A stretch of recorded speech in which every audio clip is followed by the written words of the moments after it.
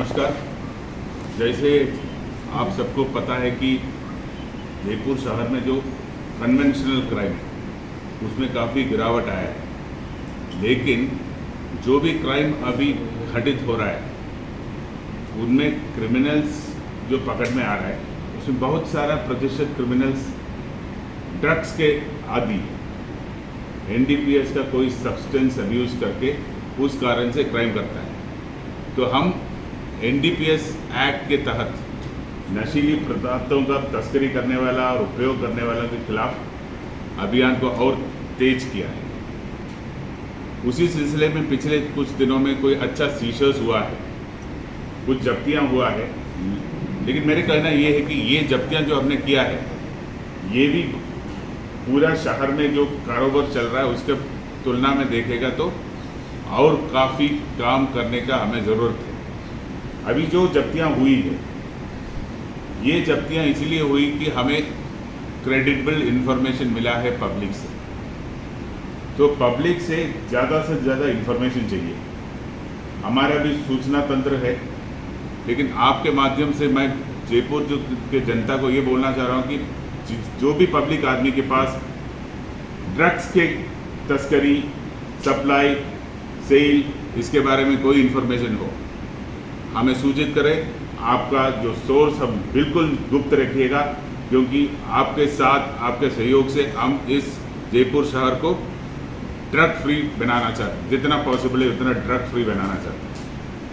अभी फ़िलहाल पिछले दिनों में हम 1 करोड़ से ज़्यादा स्मैक का एक जब्ती किया है प्रतापनगर के इलाके में। एमडी का कोई 25 लाख के करीब का जब्ती किया है। और कल कोई नार्कोटिक सब्सटेंस है अल्प्राजोमाल एंड ट्रामाडोल, इस तरह का जो टैबलेट्स और कैप्सूल्स का एक बहुत बड़ा कंसाइनमेंट हो रहा है। ये जो भी 3 जो जबकि हम शीशर्स जो मैं बोल रहा है ये बड़ा लेवल का सोर्स है।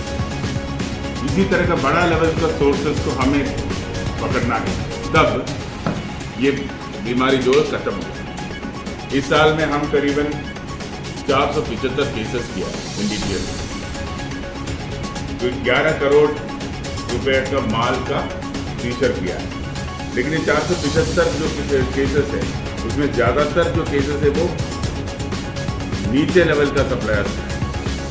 हमें जो मेन सोर्स है, जिस सोर्स से शहर के अंदर ड्रग्स आता है वहाँ तक पहुँचना, हम हमारे नेटवर्क को और व्यापक किया है।